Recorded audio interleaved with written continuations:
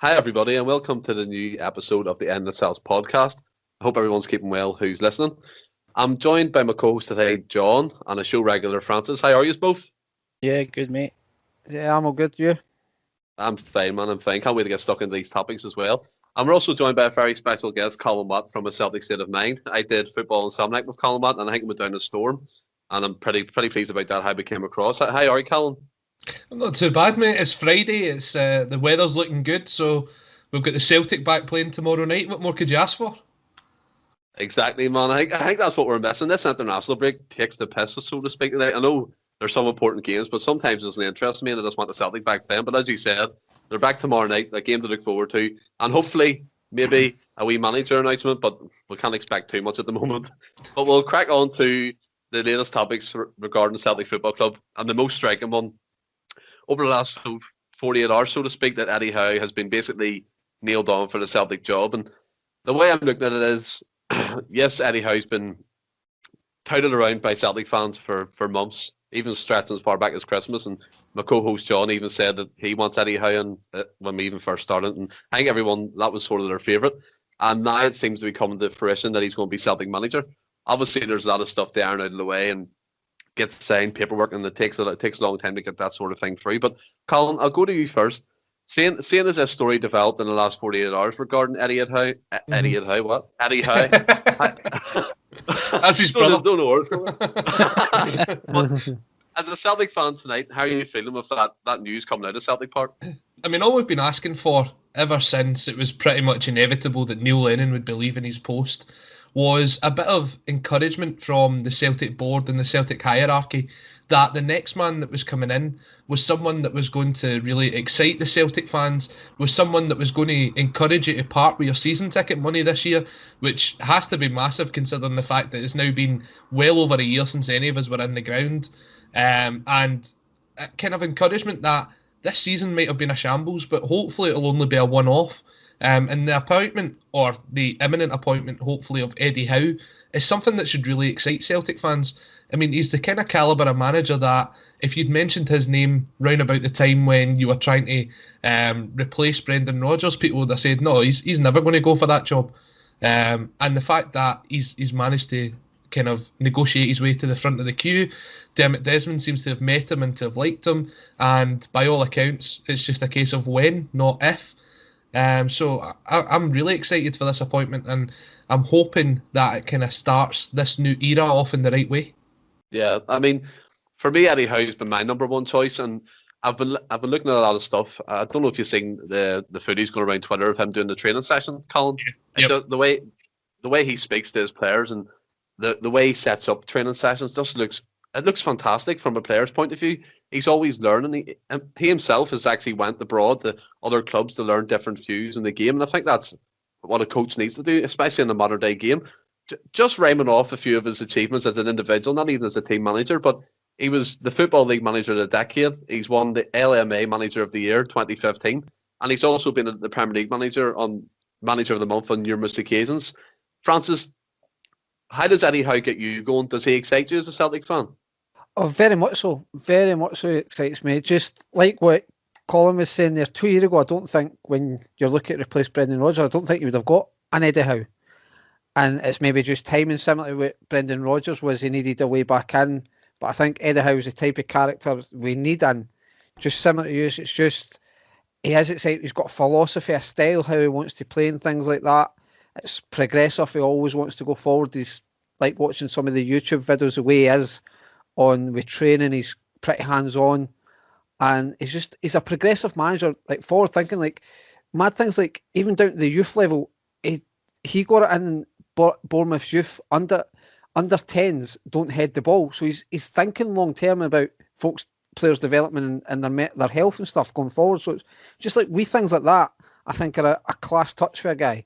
I mean, folk might mention some of the signings he made, like he has spent big money on bad players like Jefferson Lerma, Jordan Ibe, but he's also signed guys like Callum Wilson, Harry Arter, Nathan Ake and things like that. I mean, when you're at a club for 8 years, you're going to have bad signings, and you've got to have. But the main thing is if the majority of them are good signings. But yeah, he's definitely a manager, I think, that a lot of the Celtic fans will get excited about, and me personally as well.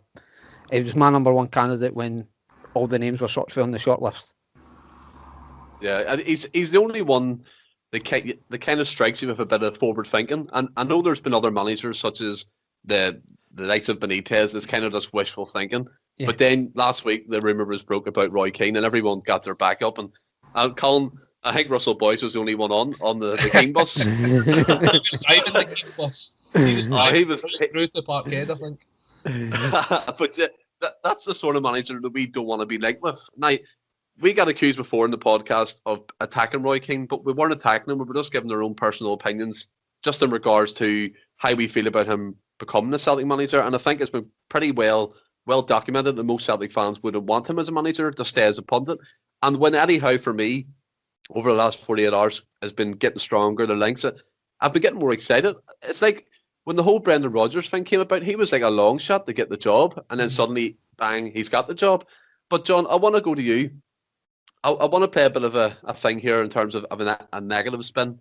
So I've seen a lot of fans, well, some fans on Twitter coming out and saying, look, he's never managed a big club, or he's never been under intense pressure in terms of 60,000 people, a worldwide fan base, a club with fantastic history.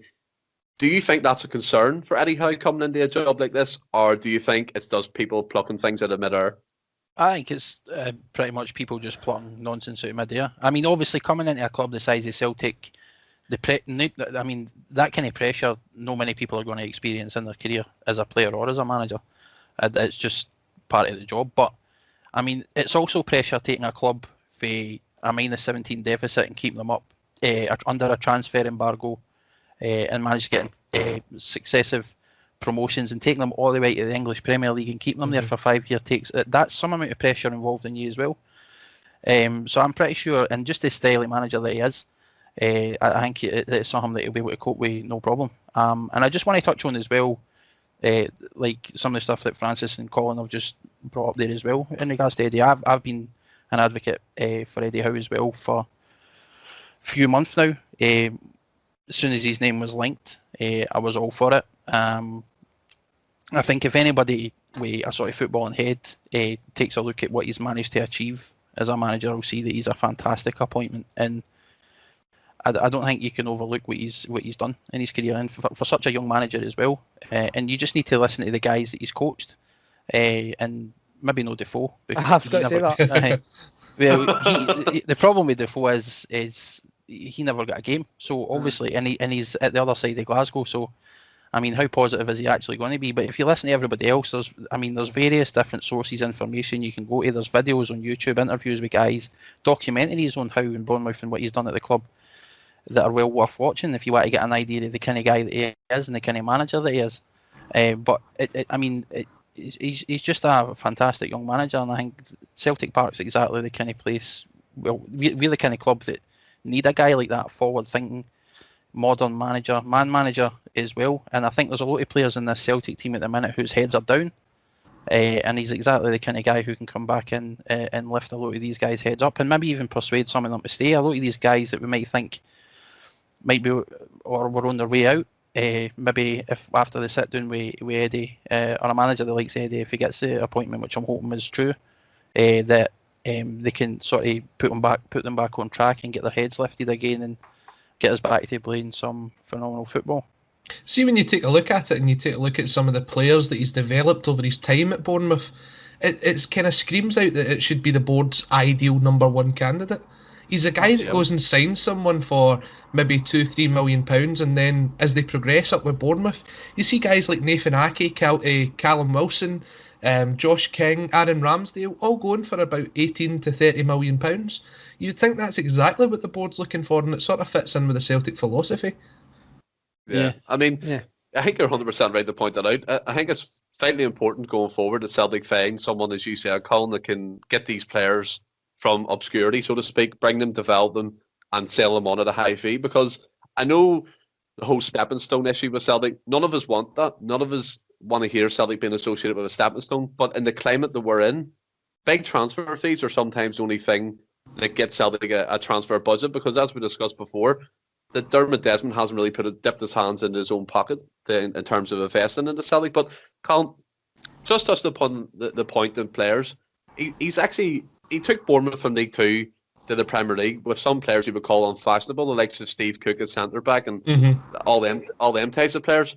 And in terms of him going to Celtic, what do you think his demographic would be for signing new players? Do you think it'll be more British and Irish based?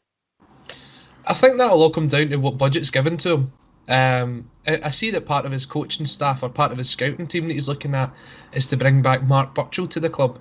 And Mark Burchill has been his chief scout at Bournemouth for a while now. When you look at the purchases that he's made, he's kind of looked towards the Scandinavian market, he's looked at the British market, and with the kind of incoming regulations that's brought in by Brexit, I think Celtic's potential market will narrow.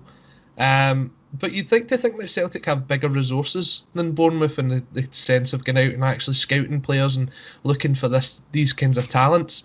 To be honest, when you look at Celtic's squad right now, the average age is sitting at around 25. Now, everybody thinks, well, this is a squad that needs massively kind of changed. You need to bring in 15, 16 players in the summer. But what you've looked at really is a lot of players in that squad that have massively regressed over this season. You've took a squad that's dominated Scottish football for the last 9 years, and this season, to put it in no better ways, has been a complete fucking shambles. Yeah, and that just goes back to and I completely agree with you, Colin, and that goes back to the point I was making about, I think we know these guys are talented that we've got in the team. I don't think there's any doubt in that, but like you says, there's a regression that it seems that heads have dropped. It could be everything that's went on behind. I mean, I firmly believe stuff has went on behind the scenes that we as Celtic fans don't know too much about. But there's obviously something happened, because you don't just take that size of a step back in that space of time. And I think that, like you said, Eddie Howe is exactly the type of guy who can get back in, speak to these guys, and get their heads lifted again, reinvigorate them, get them back to their best. And the likes of Ayer and that, we know in Cham's a quality player. If we can get his head lifted again, get Ayer back on ball. Well, no that Ayer's needing it, because he's been a standout for us this year, but I mean, in terms of keeping him at the club and stuff like that, then the rebuild might not be as big as maybe some of us initially thought as well. Yeah. As well with Eddie Howe, you made a good point there, Colin, in regards to the scouting staff and stuff he wants to bring up, but touching upon the current staff that we have, Francis, with John Kennedy and Gavin Strachan, there was a report, I think it was from the Daily Mail, that said he would be comfortable with keeping them two on board. Do you think that's a good move, or do you think they should just go as well? I believe they should go as well and just get a fresh start. I would like to think that Eddie Howe's not accepting the job and having staff forced on him. I think if you're getting a guy like Eddie Howe in, you've got to show belief in him. Just say, look, right, you get your guys in, and it's guys that you trust, because he needs, at the end of the day, we're going to have some sort of rebuild. I mean, we've not got a club captain. We may talk on that later on, but you're needing to get, he needs guys in behind him that he can trust. And I'm against Kennedy and Strachan staying, but if Eddie Howe's maybe got to come in to the remainder of the season, maybe Kennedy and Strachan is not a bad thing till then, just to sort of help him bed in a wee bit. But I think going forward, I would like them to bring in a lot of his own staff and see they two go. I just think you need a sort of a refresh, start again and go. Yeah, I mean, Colin, I'm interested to hear your opinion on in terms of the staff. Do you think keeping John Kennedy and Gavin Strachan is just pointing towards what we've seen over the last couple of years in regards to incoming managers or any new staff just being picked for them in terms of the new manager? I mean, first of all, if John Kennedy does manage to survive, I'd love to know what he's got on Dermot Desmond. That's 4 managers he survived through. That's basically what it is, isn't it? That's 4 managers he's managed to survive through now. But I'm actually going to throw a curveball in here. I actually think it's not a bad idea to keep them in. When you look at the kind of rebuild that was discussing just there, whether it'll be 15, 16 players, whatever it'll be, it's going to be a big rebuild no matter what. Even if it's 8 or 9 players you've got to bring in, that's almost a whole first team. And having someone that's been at the club for that period of time, like John Kennedy, and Gavin Strachan's got his laptop, which has still got 3 years left on its warranty, so he wasn't going anywhere. But having that kind of experience there can kind of help you settle into the club. I'd still expect Howe to bring at least one of his own men there. I don't think, as Francis said, I don't think he's going to come in and accept this is a coaching staff that's been thrown upon him. You still think he's going to have one of his own that he can kind of trust in. But you've seen the likes of Kennedy and the respect that he managed to get from Brendan Rodgers. Rodgers wanted to take him to Leicester.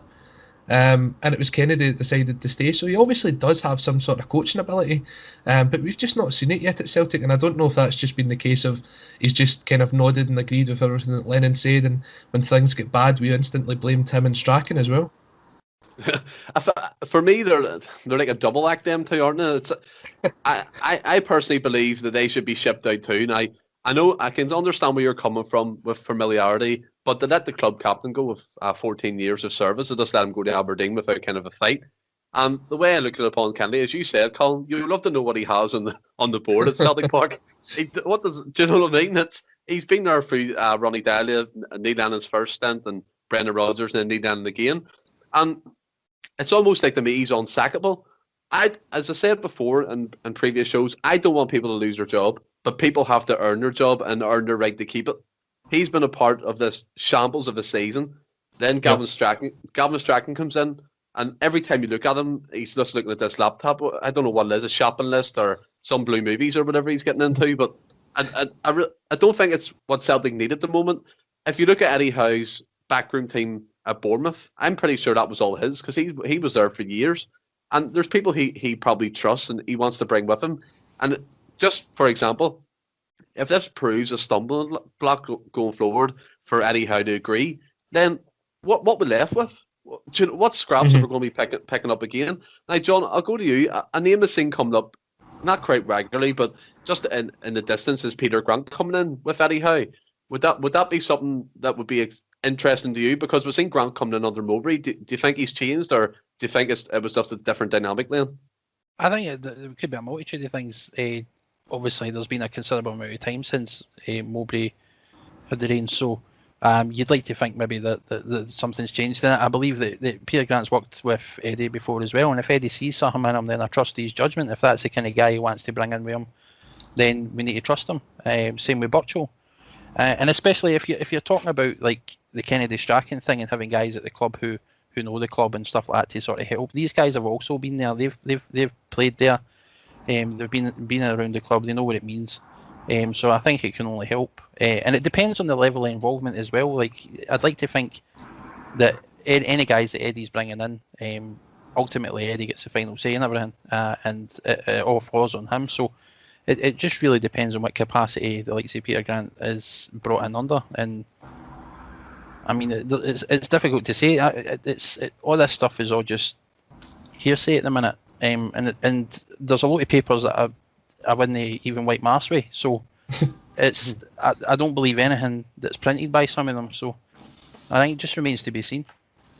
No, I get you 100%, and if we look a wee bit further into the appointment in terms of his backroom staff and who he wants to bring in, an interesting name cropped up over the last 24 hours was Richard Hughes. Not many people know of him, but he's worked in Bournemouth setup in terms of technical director and things like that. Colin, I want to come to you for this because you gave us some very interesting information at the start of the show before we came on air. But in terms of the setup, what way do you think this is going to work? Because obviously Eddie Howe wants his men in. As Harkin's been waiting to be announced, where does that leave it? I think it will be a difficult decision for the board to make whether they want their first choice director of football or they want their first choice manager. And I'll put it out to you guys. What would you rather the club went for, the first choice manager or the first choice director of football, considering the rebuild and the restructure of the club that's needed? Manager, aye. Manager, 100%. And I think this is what I'm trying to get at, Colin, as well. So Richard Hughes, he wants in as technical director. We've seen Manchester United appoint a technical director and a head of football, a director of football, same name sort of thing. But is that something Celtic could work into the setup, the rebuild, or do you think they just wanted Harkin in as an individual? I think Harkin would have brought his own team, definitely. I don't think when you look at the kind of rebuild that's needed at the club, it's not going to be a one-man job. When you're losing someone like Peter Lawwell, who, despite all of his flaws, was actually very heavily involved within the football inside of the business, probably more so as the years went on. sometimes to the point where it would completely scupper deals. And I think we all know some of the deals that have kind of been lost thanks to Peter's involvement. But you also see him kind of getting involved. You heard Brendan Rodgers and even Neil Lennon saying, well, I've identified this player. I need to take it to Peter and see what we can do. Even to the point of when we signed Marian Shved, and Brendan Rodgers had never heard of him before he arrived at Celtic Park.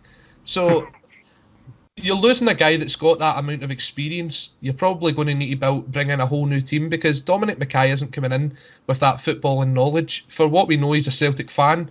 But just because you're a Celtic fan doesn't mean that you're able to run a business, identify players, go out and get the right players in, work on budgets, etc. So it'll be an interesting time. And when you look at what Howe did at Bournemouth, it was all based in analytics, it was all based on sports science. So if he's completely restructuring this club, it's something that might bring it finally into the 21st century. You make a brilliant point. I think Celtic, in terms of all the sports science side of things, that, as you said, analytics and analysing as well, they've kind of been behind in the times on that, especially as Neil Lennon's come in and totally ripped out the foundations that Rodgers left. A lot of people don't like him back to the Rodgers era, Francis, but when that worked, it was fantastic to watch. And granted, yes, we had some bad results in Europe, but against top opposition in terms of PSG and teams like that, and that can happen. They could beat any team, not a big scoreline on their day. But with Eddie Howe coming in and the appointments of, just say, Richard Hughes and Harkin as director of football and technical director, the forward plan, would you expect that the plan to be make Celtic a name again in European football? I think that's got to be the goal. I think we've got to get a wee bit more respect back again in Europe. I mean, I'm loath to defend Rodgers in the sense of getting beat 7-0 and things like 7-1 and stuff off PSG, because to defend Lennon never had those types of results. Lennon would change for that. Lennon would adapt and understand the level he's at, the level of player he's got, where Rodgers seemed to, and it was the same when Rodgers at Liverpool. He tried to go toe for toe with some boys and got turned over in Europe. His European record is horrendous at every club. Yeah. But apart, like domestically, you can't fault Rodgers. But yeah, I think going forward, we need to become more respectable in Europe. Like when you go back to, I mean, it's gone back a long time, but going back to the Martin O'Neill and Gordon Strachan era and that when you were in the Champions League, it was almost like you were looking at the away games to try and pick up a point, where you would pick up a point to go through, because you were almost saying, well, it didn't matter who was in the group. The 3 home games you were winning. You just seemed to win games at Parkhead in Europe. So we need to get back to making Parkhead a bit of fortress, if you like, in Europe, no matter the opposition, because it was only like just over 10, 12, 13 years ago. You were, as I say, didn't matter if it was Juventus, didn't matter if it was Man United, you would beat these teams at Parkhead. Just, not saying comfortably, just you bet them, but. And do you know what the thing is? Sorry, Stephen. The thing is, go ahead, Colin. Backing up on what Francis said there, Celtic haven't won a knockout tie in Europe since 2004. That's how long it's been, and a lot of Celtic fans don't like doing this, but see if you take a look at the results that Rangers have had over the last 2 seasons, and how it's actually got them into a standing. It's put their coefficient points through the roof. They're almost level with us, and we had a 9-year start on them. And we need to actually look at the coefficient, because I believe that the restructure of the Champions League is going on coefficient points, as opposed to like sort of how you're. Obviously, you need to win the league and stuff, but I think your own individual coefficient points are going to help you in the Champions League going forward as well. And the thing is, when you look at it, the teams that Rangers have beaten over the last couple of seasons in the Europa League, that's the teams that Celtic should be trying to beat as well. And that's a level that we should try and be at, but we just haven't been, and we haven't been in Europe for a long time now. No, I think it goes back to what Francis has said as well in regards to home, especially home form. We've become kind of a soft touch in European football. You get teams like Sparta Prague and come to Celtic Park, not being afraid, just coming out, playing their game, and they go away with a 4-1 victory. That for me is unacceptable. And I want to come back to you, Francis, in the terms of the 7-1, 7-0, the scoreline. I wasn't defending Rodgers in that sense. I was saying at least we were in European football, but the next step is to get a bit more respectable in European football. John, is that majorly important as it going forward, especially in the next, let's say, 3 to 5 years, to get a foothold back into the European side of things? As Francis rightly alluded to, the Champions League, in I think it's 2 years' time, is going to be totally replanned and restructured for teams to go in based on coefficient points. Is it vital, especially this year, that Celtic make inroads into European football? No, absolutely. And I think we as fans all want that as well. One of the things, and not just from a financial perspective, it's hugely important because we obviously can't compete with the kind of money that they're pumping into the English League or any of the other leagues across Europe, Spain and Italy, Germany and stuff like that. These clubs are all on huge money and they're all successful in Europe as well, these clubs. So if we want to get ourselves back into that position, it's hugely important that we start making inroads in Europe again and allowing us to start bringing that additional money in. And as well as getting the seal fishing up, if it's going to become integral to the club in terms of qualification going forward and the route that we're taking, then absolutely. And I think it's a must. Yeah, I think it's quite staggering, Colin, that I haven't won a knockout tie since 2004. I think that in itself is an unbelievable stat. It's almost as if when we get into knockout types of football, we kind of crumble. And then to top that off as well, the away form for years was absolutely abysmal. Mm-hmm. And as you rightly said, Colin, you look across the road to the neighbours across the city. I know we don't like doing it, but we look at our squad and we rightfully think our squad's far better than theirs. But Colin, why do you think it is that they can pull results out of their arses in Europe, but we can't? It all comes down to tactics and structure, doesn't it? You take a look at the performances that they put in there. It's not as if they are going out and trying to play their own style of football. They're adapting to the teams that they're playing. They're matching up to their strengths and trying to turn them into weaknesses. And they are getting a good stroke of luck at the end of the day, but you can't argue the fact that they've went on this kind of run. That's 2 years in a row that they've got past the first knockout round. Yep. It's staggering when you think that this is a team only a couple of seasons ago that were getting knocked out by Luxembourg's fourth best side in Progress Niederkorn. Do you know what I mean? You had the manager shouting at the fans in the bushes and how far they've came in such a short period of time. It's scary, but they've got a very solid coaching structure behind them.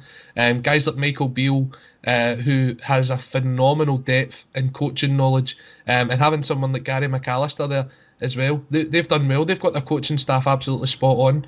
I think if you took them away, I don't think Gerrard would have had the success that he's had. And people will say he's not had a lot of success, but look, he stopped 10 in a row, and that's all that they are about.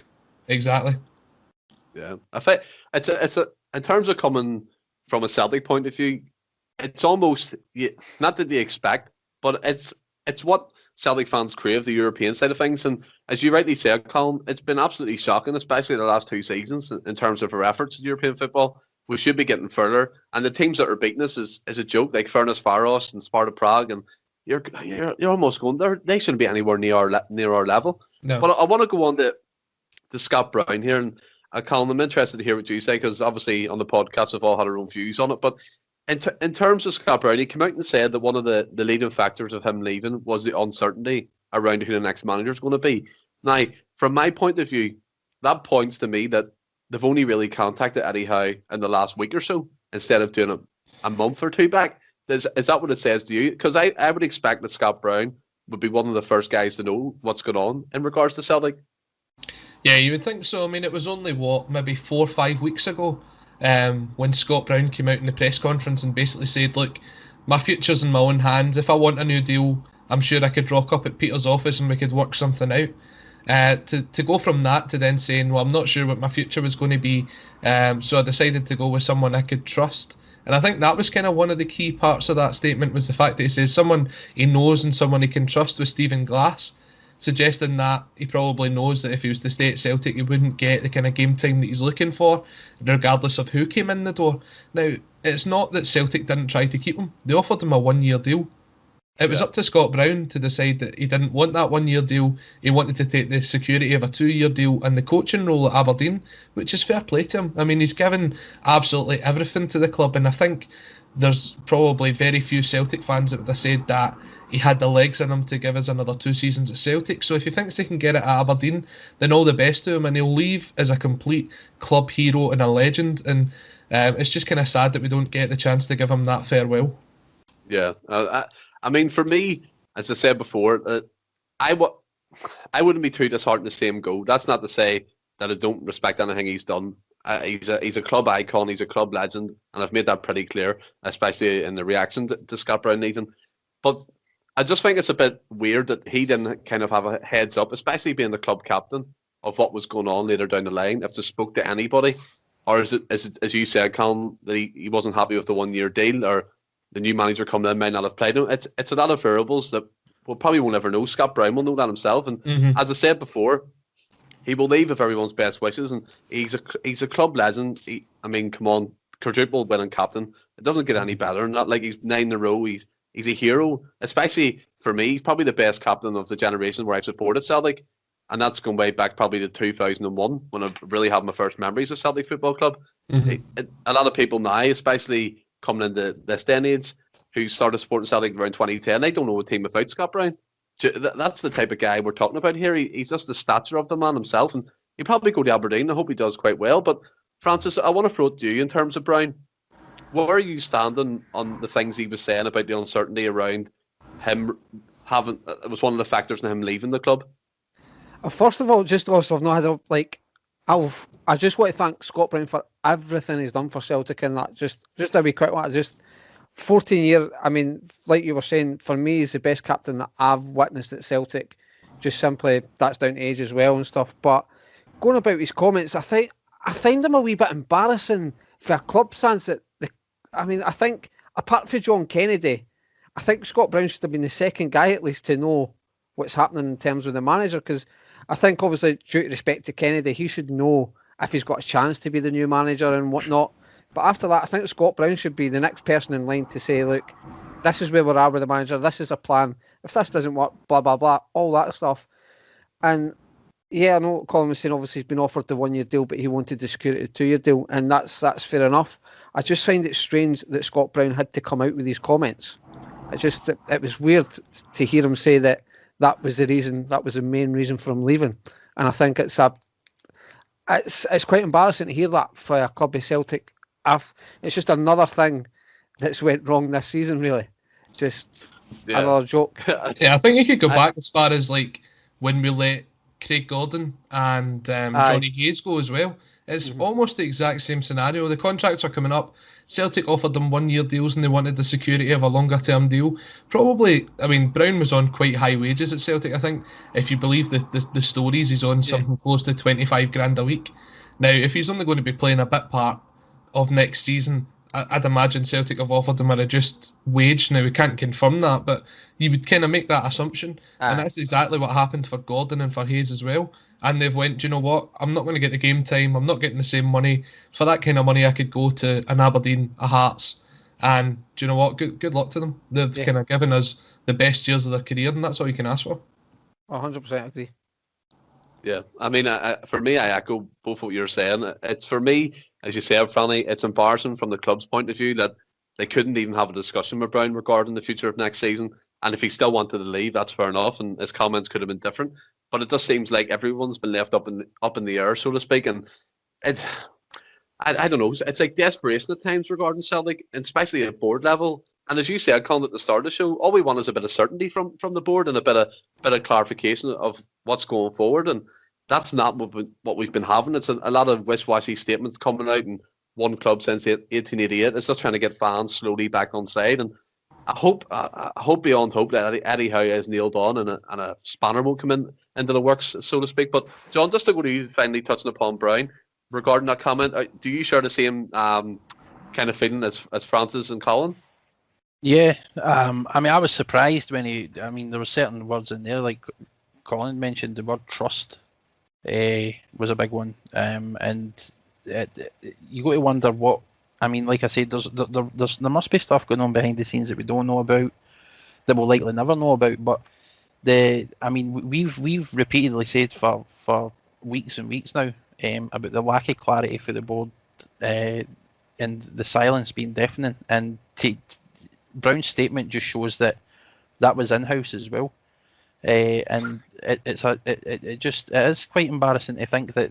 I mean, fair enough, if you're not coming out to the fans and you're saying to the fans, this is where we are, this is what the plan is, etc., then fair enough.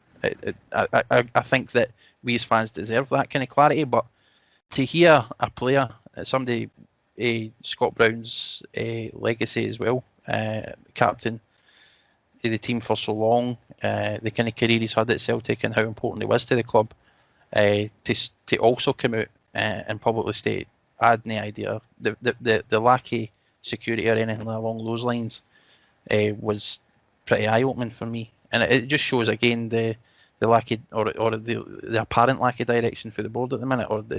I don't think they know what they're doing, and that it absolutely baffles me, and it's worrying, if I'm honest. No, I think you perfectly sum it up there. Still, in terms of the whole manager coming in, we've actually had still no clarification for Celtic that the process is happening. I know Desmond came out and said that they're doing their due diligence, and yes, fair play. It seems like at the moment they are regarding the managerial candidates, and I do hope it's Eddie Howe. As much I think all you guys do, I think you should all echo that. Want that pretty much confirmed as soon as possible. But again, just to echo what you guys said, just give us a bit of clarity, a statement or something. Release a video like Dave Cormack does for Aberdeen every other week and tells him what's going on, what he's having for dinner. I mean, that's for me. That's the type of communication that we as fans, especially now we can't get into the stadiums, as Colin said, that we deserve. We need that. But just to move forward to a wee bit of lighthearted stuff, and we can all take a deep breath. As we said, some of our potential signing targets may be British and Irish-based players. And Colin, I'll go to you first for this. Just looking within the SPFL, is there any players that could interest Celtic, or any players you personally would take to Celtic? I know there's been a bit of a clamour to get someone like Lewis Ferguson in, but honestly, I wouldn't touch him. I think he's a complete liability at Aberdeen. The only time you kind of see him on the stat sheets when he's picking up a yellow card, and I don't think he's anywhere near good enough for Celtic. Players that I would bring in from the league, though, I'd be quite interested to see us bring in young Josh Doig from Hibs. I think he's got a really big future ahead of him. And the fact that he's been put into the Hibs team at such a young age suggests that he's got a lot of development ahead of him. And someone I'm surprised we've not already picked up is Alan Campbell from Motherwell. I think he's another one. I think he's another one with an incredible future ahead of him. He could be your next Scott Brown. He plays in that kind of similar role. He's got the dig and tenacity in midfield, and the fact that he's played alongside David Turnbull before should be seen as a plus. He's available on a free. I'm surprised somebody's not already picked him up by now. Yeah, I quite like Alan Campbell, as you said. He's like that midfield ensign for Motherwell. The way he gets around the pitch, and he's quite dogged. He reminds you of like a younger Scott Brown. Maybe not as gung-ho going forward, but the way he goes about the pitch and he gets in players' faces, I like him as a player too. I've got down here as well, from my point of view, Siegrist, the goalkeeper for Dundee United. Jamie Hamilton for Hamilton Academical. He's a young centre back coming through, maybe a prospect for the future. But Francis Eyre puffed his lips, so I hope he has something. I hope he has something more interesting here. I'm going to go to you, Franny. Well, you're under the spotlight. I know, under pressure now. I just think the Siegrist one, it's folk are getting excited on a couple of games against Celtic, especially the last one. I fair enough he faced 20 odd shots, but everyone was down his throat. I don't get the hype about the guy. I mean, if I don't know why to go to like Rangers, but if you're offering me Alan McGregor or Siegrist, I'm taking Alan McGregor, and Alan McGregor hardly comes against any shots week in, week out. I just think Siegrist is... Celtic fans have got excited over a few games against us. He's at Dundee United, and his stats, I believe, are a wee bit false because he's got to be up against more shots at a team like Dundee United. I mean, it's a lot better than what we've got to offer. I agree there. But I think we should be aiming higher for a goalkeeper position. I'm also going to disagree a bit with Colin and Lewis Ferguson. I actually do really rate that boy, but I can't honestly see him coming to Celtic because I don't believe it's got to take stupid money to buy him for Aberdeen, and I believe just purely because of the family connection, if he's available for a transfer, I think Rangers are going to be in for him. And for him, I don't see there's a decision if it's between Celtic and Rangers. There's only one team he's got to go to. But I have got Josh. I do like Josh Doig and the boy Campbell from Motherwell. I do like they two. I've also got I like Kevin Nisbet and Martin Boyle, not necessarily as starters, but Martin Boyle and Kevin Nisbet, I think would really be good squad players. Just be good maybe a day after the Sunday or Saturday after a European game. There'd be good squad players round about at the SPL. Probably could do a job in Europe now and again, but that was sorts for the guys I had came up with: Kevin Nisbet, Josh Doig, Martin Boyle, Campbell, Lewis Ferguson. I did have Seagrass down, but it was more just simple. I think it's over a few games against Celtic. I think, Francis, all I took from that was you would have Alan McGregor and Lewis Ferguson at Celtic. I mean, McGregor's better than what we're offering up the now in goals, let's be honest. No, I totally get where you're coming from. Lewis Ferguson, Colin, for me, I have to actually disagree with you again. I think Lewis Ferguson. He'll not be back on. Ferguson. I think I'm losing connection here, boys. I think Lewis Ferguson could be a good player. I get what you mean, but I've seen him score some goals, especially from set pieces, and that's something the Celtic lack in the Arab, a dominant figure. You think Christopher Ayer could do that job, but what? I just looked up Lewis Ferguson's stats for this season, and he has scored 8 goals. 6 of those were penalties, though. And he's received 9 yellow cards this season. He's got more yellow cards than what he's got goals. It just kind of backs up my stat. He's a hatchet man in midfield, and I know you always get the people that say, "Oh, you'd rather he played for you than against you." But honestly, I don't think that boy's got a career much further than Aberdeen. If he moves up to play for Rangers, he'll be in the same level as Andy Halliday. Oh, that's his level. He's nowhere near good enough for Celtic. We'll go to you, John. Have you got any players down that is different from the list? He's just scrubbed Lewis Ferguson off his list. I did agree with Lewis Ferguson. I think he's a decent young player. Doig as well, I agree with. I wouldn't touch any keeper in any team in Scotland. I think we need to. That's one area we definitely do need to sort out, and we can't be settling for anybody in the current SPFL teams. A player that I do like that we have been linked with as well is Declan Gallacher. I've always liked him. He's a pretty strong defender. He's a bit of a no-nonsense player. He just gets the job done. He's no flashy or nothing like that. And Ali McCann. I don't know what. Good shout. Yeah, I believe that he's another young boy. Not necessarily a starter, but he's another young boy that's coming through the St Johnstone setup, and I think he's one that we should be keeping an eye on as well. Yeah, I mean, I think Alan McCann is a great shout. He's in Northern Ireland. He's played for Northern Ireland and stuff, and he looks decent. And for St Johnstone and an average team, he's head and shoulders above basically anything they've got at the moment. I like Alan McCann. Josh Doig, I think, could be a brilliant player, as you guys pointed out. Alan Campbell, definitely, Colin. I agree with you in terms of that. What about, I'm going to throw one out here, that maybe a bit of a, probably no all round, but it's just a curveball.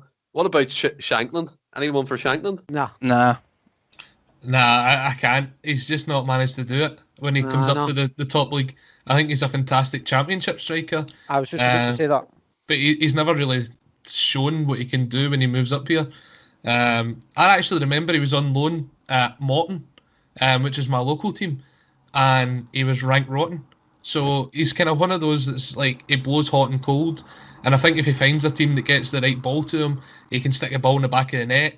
He's done it for his country as well, but that doesn't really say much when you've got Ollie McBurney as one of your top strikers.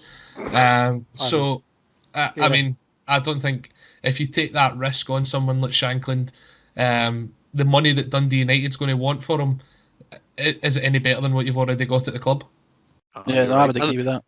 And can I just say as well, just and I know that it was maybe not to get as serious as this, but I think that a lot of the guys that we've mentioned, some of them are definitely up and coming players, and I think that they might be starters at the teams they're at. But I mean, are they really good enough to start at Celtic? And I mean, are they any better than some of the boys that we've currently got or in the youth setup that we've got?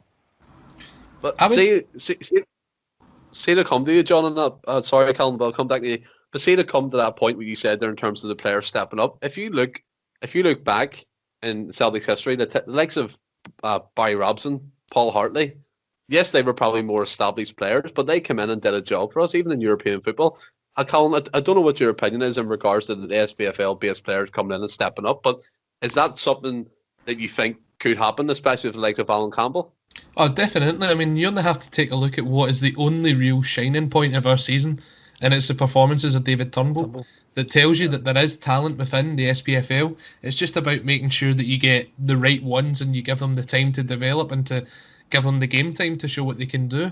I mean, I think Doig, whether he would be a first choice left back or not right away, I'm not sure. He'd probably take some time to settle. But I mean, what else have you got really coming through the club? You've got a boy, Adam Montgomery, who's been converted from a forward into a left back. That shows you the depth that we've got at the club. So if you can bring someone like Doig in, he's really only competing against Greg Taylor. Now, boys, I think only 17, 18, he's going to develop. Now, how many of you would have taken Aaron Hickey at the start of last season? And you just seen the kind of interest that he had. So it's a case of getting in before the bigger teams do. No, 100%. Yeah. I really do think Josh Doig could be a wee bit special. I think he could be a player. Just to clarify as well, I'm not saying that they're no capable. I was just asking the question. John, there was a reason why you were demoted for four podcasts. No, I think we're pretty much agreed on the list, apart from obviously Ferguson and players like that. But obviously, there's going to be players that divide opinion. Scott Brown did that at the start of his career, and even now, even more so. But I think that's all part of it. For me, Lewis Ferguson, I've seen rumours that Griffiths could be used as part of the deal, cash plus player, but I don't know how that's going to work, what type of value we're talking. But just to move on, guys, to the game tomorrow, there is finally a Celtic game that we can talk about, and it's the Scottish Cup, Celtic v Falkirk. I'll go to you, Colin. In terms of the game itself, what are you looking for? Are you looking for something different, maybe a different formation, some different personnel? First of all, I just want to say, if it was a 7:30 kickoff in normal times, the amount of steaming people that would be trying to get through the turnstiles at Celtic Park is unbelievable. I mean, if these COVID times have given us anything, it's ridiculous kickoff times that you would have loved to have been at. Yeah. Like 7:30 up at Dingwall. 7:30 up at Dingwall would have been incredible. Whether you'd have made the game or not, who knows, but you'd have been on it from early doors. I think we could see a couple of changes coming into the team for tomorrow's game. And the first one, which I think might divide opinion, is I could see Barkas getting a start tomorrow. Yes, he's in my team. Yes, that's all right. But leave the predictions to later on, Colin. I generally think he could get a game tomorrow. And I also wouldn't be surprised to see the boy that we just mentioned, Montgomery, getting a start. Because there seems to be quite a bit of focus on him on Celtic's social media. And I think Kennedy said in his press conferences he wants to see what he can get out of him this season. So there might be some interesting changes coming into the game tomorrow. Yeah. Are you expecting a different formation or even like a different way of playing now that Kennedy's had 2 more weeks of solid training on the ground? I'd like to see him go back to the 4-2-3-1. But I kind of like that partnership up front of Eddie and Elyounoussi over the last couple of weeks. And if that's an option that's available to him, especially against a Falkirk side, you're thinking this is maybe a kind of result that you want to go out, maybe stick 4 or 5 past them and get a bit of confidence going about the team, especially as we go for the Scottish Cup and just to get some sort of pride back out of what's left of this season. No, you're 100% right. I think that wee notification there was Kennedy sending me his team sheet. Apparently we're all wrong. For me, I want to see a big result tomorrow. I want to see the likes of Montgomery get a chance. I'm still clamouring for the likes of Dembele and Okoflex to get on the pitch and get some minutes. I think there's players in them both, and we're all pretty aware that they're going to be potentially leaving at the end of the season, which isn't great. But going to you, Franny, in terms of setup, formations, and the way the game's going to play out, are you expecting an exciting attacking game, or are you expecting the likes we get the 60 minutes and the legs fall off? I'm expecting goals and changes. I hope, like Falkirk, they're top of the league, but they're 2 divisions below us. We are the home team. Yeah, the crowd's not there and stuff, but I just think, like Colin was saying, we need to try and put a wee shining star in, I feel like, on this season. We really need to go for the cup and then just maybe go and try and take goals and get a wee bit of confidence just and try and win the cup and start off good in the cup and get a nice comfortable victory tomorrow. But yeah, expect hopefully some changes in the formation, expect some changes in the personnel as well, but I don't know if Kennedy will bring in some youth players in that setup. I think it'll be more the sort of the squad we've seen. He'll utilise the squad a wee bit more what we've seen in the league. I don't think he's got to bring many youth players in. See, when you look at it, Francis, what youth players are left?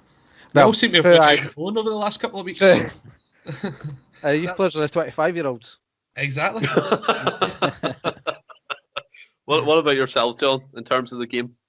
I think we'll win it fairly comfortably. I think we'll score a few goals. In terms of the setup and stuff, I'd like to see the change, like Colin says, and I think we're agreed in this previous weeks as well. The 4-2-3-1, I think, is a formation we'd all like us to go back to. But he says, Elliot, even if you're playing him as part of that three, as an inside forward to go and help Eddie, but I don't expect anything. I have absolutely no faith in Kennedy's tactical ability at all, and he's proved that. So I don't think anything's going to change, and I'd be surprised if the personnel changes drastically. There might be one or two changes, but I can't see it being anything significant. Well, nicely lined up, John. We're going to move on to the lineup predictions now in terms of what we think's going forward. I totally agree with you, to be honest with you, John. For me, Kennedy, it's like he's ringing Neil Lennon before these games, asking him who he should put out. When he came in as interim manager, yes, none of us wanted him, but just to put it out there, you're expecting him to change something or play differently, or generally get the fitness up, and what hasn't been achieved in the last 12 months. But I'll go to you, Colin. What is your lineup prediction? So I've went with Barkas in goal, John Joe Kenny right back, defensive partnership of Ayer and Welsh, and Montgomery at left back, a midfield of Sorrow and McGregor, a three behind the striker of Forrest, Turnbull and Elyounoussi, and Eddie to take his place up front, especially if he can replicate any of that form that he showed for France under-21s in the last couple of weeks. Don't bring up international football, please, Colin. No. What happened, boys? Oh, jeez. I made a point about that sometimes Celtic players look different when they're playing for their national teams, and John and thing just destroyed me. Like, never talking about it ever again in my life. But, Francis, what about yourself in terms of lineup prediction? I went for a sort of a 4-1-4-1, if like just one Saturday. I don't think we need two Saturdays against Falkirk. All due respect to Falkirk, I don't think we need to. But I went with Armand Barkas as well in goals. John Joe Kenny, right back. Welsh, I'm bringing in Duffy, I think he might rest Ayer. And then Taylor to play at left back if he's fit. Then Sorrow sitting with Turnbull and Christie sitting in front of him. Again, I'm hoping he gives Callum McGregor a rest. Because the guy's just played 700 games in about 2 weeks. Just seems to always play. And then Forrest to get a start outright. And I think he may play Laxalt. Just gives a wee bit of stability and just defensively, then play Ayeti up top if he's fit. Again, I'm basing a lot of players being if fit. If fit. What about yourself, John? What have you gone for? I'm actually going to say we might even start Hazard in goal. I think the same back four. I think it's going to be Kenny, Welsh, Ayer, Laxalt. I think we're going to stick with that diamond formation. So I'm going to Sorrow might come in. I'd be surprised if McGregor doesn't start, but just for based on the point that Franny there made, I'll say Christie will probably take McGregor's place. No, I did, but I'm changing it. I'm Christie, Forrest, Turnbull, and Eddie and Elyounoussi. Yeah, I mean, I was actually going to say, Franny, John always sounds so excited when it comes to this part of the show. he's filled with joy. It's much like all our Celtic fans. Count to make sure he's not done 12 players. Remember, he's six players in his five-a-side team. Oh man, less said about that the better. But my team, I went for Barkas, Kenny, Welsh, Ayer, Laxalt, Brown at the defensive side of the diamond, Christie, McGregor, Turnbull, Eddie, and Moy. The reason, I know I said there previously that I would like to see these young guys been given a chance. I just can't see it happening. Yeah. That's why I'm going with the same old type formation. As boring as it sounds and as boring as it is most weeks, that's the way I see it going. for me, Barkas, Colin, just touched upon Barkas quickly. Do you think there's a keeper in him? I genuinely do. I think there will be a keeper that will seek him out of him. I mean, it's so easy just to go back and look at his games that he played for the AEK Athens and say, well, did we sign his twin? Because we've just not seen the performances that he's put in for them. I don't know what it is, if he's just not settled in Scotland. But I think another pre-season under his belt, a kind of fresh start, it would do him the world of good. I would give him the pre-season. I'd probably give him right up to January next year and see what he can do. I generally do think there is a good keeper in there. I've been saying it for weeks. You know myself as well, Stephen. I agree with Colin on that, and I do believe to outlay $5 million as well on a keeper, there must be something. And I have touched on it before, saying it mirrors a similar sort of similarity to David De Gea at Man United. He wasn't great for the first few while. Then the manager Alex Ferguson stuck by him, and look what he went on to achieve. He wasn't a bad keeper. I think there is, but some people on the podcast will laugh at me when I say that. But I've got your side in this one. Moving on. I disagree completely. That's why I didn't go to you, okay? So, going to score predictions, Colin, what have you gone for? I'll go for Celtic to win 4-0 tomorrow. Ooh, clean sheet, no? I like that. What about you, Francis? I've went in the same scoreline, 4-0. 4-0. John? I was going to say the same. I'll go for it then. I'm going to say 3-0. You're at it. You're at it. just to be different, just to throw a wee bit of a spanner in. I've went for 2-0. I'm always pretty conservative when it comes to scores, especially we don't know what we're going to get with Celtic. And as I said before, the 60-minute mark we usually puff out of our arse and let the other team into the game, and it's a constant theme within the current season. But touching upon goal scorers just quickly, Colin, have you had a chance to think of who your goal scorers would be? Hello? Do you know, I had to give myself a bit of time to think there because I hadn't. I'll go with I thought we genuinely lost connection there. It was all the Lewis Ferguson fans trying to cut me off there. No, I think we'll see Edwards probably get 2. I'd like to see James Forrest getting a goal just to show that he is now back. And wouldn't be surprised if we get one from a corner, so I'll stick Welsh on to get a goal as well. Nice. What about yourself, Francis? Well, I've give Ayeti to Forrest one, and I think Christie will have about 7 shots, and one of them might fly in the top corner. And the other 6 will end up in the top tier of the stands. Yes. One of them. One day, one will go back in. What about yourself, John? What have you gone for? Turnbull, Moy, and Eddie. Turnbull, Moy, and Eddie. No and problem. I just gone for it. Sorry. Who's getting a goal, John? If we go with the 3, Turnbull, Moy, Eddie. If we go with the 4, Turnbull, Moy, and Eddie with 2. Okay. Yeah. I went for Eddie at the double for my 2-0, but yeah. You're not getting Turnbull a goal? No, not giving Turnbull a goal. Always pick him. I know it did, but it's kind of fell flat in the face last couple of weeks, hasn't it? So I want to change it up to the only other goal scorer in our team. But yeah, guys, in terms of the main part of the show, that's us wrapped up. We're going to move on now to the dreaded quiz. So we are. And thankfully, John has opted out of this quiz. So it's between Francis and Colin. So, Colin, not to put any pressure on you, but I did inform you that we're 4-1 up currently against the Celtic State of Mind guys. So yeah, pressure on me.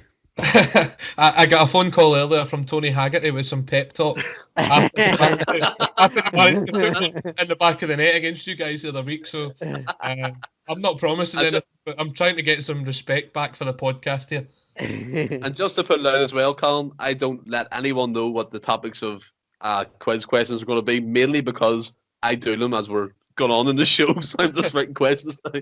So, yeah. So it's there's 5 questions, first to 3, whoever answers the most. I'm not technical about it, so we'll crack on with the first question. First one to say it gets it, obviously. So, what 2 clubs has Eddie Howe managed? Bournemouth and Burnley. Francis for me. I heard him first there, Colin. It's that connection, I'm telling you. Somebody's trying to cut me off. Hello, is it me you're looking for? And we'll move on to the second question. That was pretty good. Thanks very much. Who is Celtic's all-time top goal scorer? Jimmy McGrory. 1-1 here. Nakamura scored 2 fantastic free kicks in the Champions League against Wolfsburg. Yeah, Francis gets it. What is Lee Griffiths' highest goal tally? 40 goals. Oh my Jesus! So this is the tiebreaker. In what year did, now as you had to be listening, boys, in what year did Eddie Howe win LMA Manager of the Year? 2015. I got that there. So Surely. did I. Oh my God! I would ask another question. That was so That was close. tight. Like it was tight. Oh, Let's my get God. VAR on that. Come on, get VAR on that. The lines Okay. in my computer are saying I got that. Right, I've got it. I've got another one. I've just fought the top of my head here. Thanks, guys. What do you call Celtic's 2 training grounds? Lennoxtown. I just went blank, man. Yes. Colin. Yes, the points are on the board. I went for Barracuda first, and plus you said Lennoxtown, and it just totally threw me. Well, that's 4-2. That's you pulled 2 back. Ah. Hey, Colin, how do you feel? Back. I'm not coming back. I'd like to thank Tony Haggerty for preparing me for this. I'd like to thank my mum and dad. That was a good laugh, boys. It's been a fantastic show. Thanks again to John, my co-host, who's on with me, and Francis. Thanks for coming on. You're going to be on in the future, no doubt. Thanks for coming on, Joe, Colin. Appreciate that. And Colin, again to you. It was a pleasure being on the Football and Sam Night with yourself. I know you have many more great shows as well coming up. But have you enjoyed your time on the End the Celts podcast? Oh no, it was a good laugh, boys. I really appreciated that. And do you know what? Considering the season we're going through, the fact that you can jump on this, have a good laugh, it's all that matters. It's what you'd want to do in the pub, but we're not allowed. Yeah. Hopefully they'll be open soon. But Absolutely. Absolute pleasure being on. And anytime you're looking for someone to talk nonsense about Celtic, you know where I am. Appreciate that. 100%, man. And to everyone who's listening, until Tuesday when we're back on with a regular podcast, stay well and keep safe. Hail, hail.